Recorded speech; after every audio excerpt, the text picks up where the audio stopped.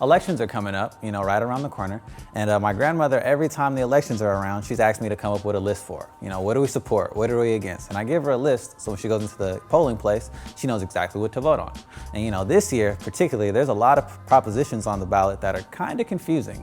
They mislead you, they tell you one thing but mean another, and there's all these different provisions. So today, I provided a voting guide for dummies, a simplistic look at, what things you should vote on in this upcoming election. Not calling you dummies, just, dumbing it down so you can understand it.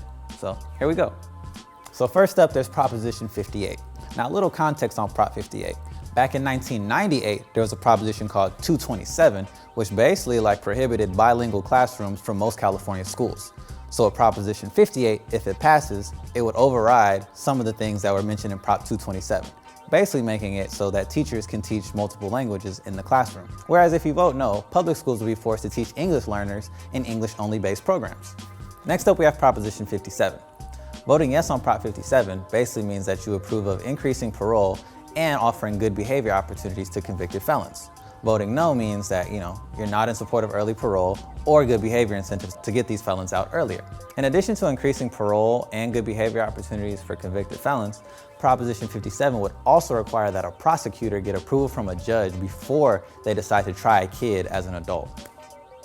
So basically, if you're 14 and the prosecutor's like, you're an adult because of this crime you committed, they'd have to get the approval of a judge, so the judge could be like, nah, bruh, you're still a minor. Now, 62, if you vote yes, would repeal the death penalty, making it so that the maximum penalty for first-degree murder would be life in prison without parole. Whereas if you vote no on Proposition 62, then, we'd keep the death penalty.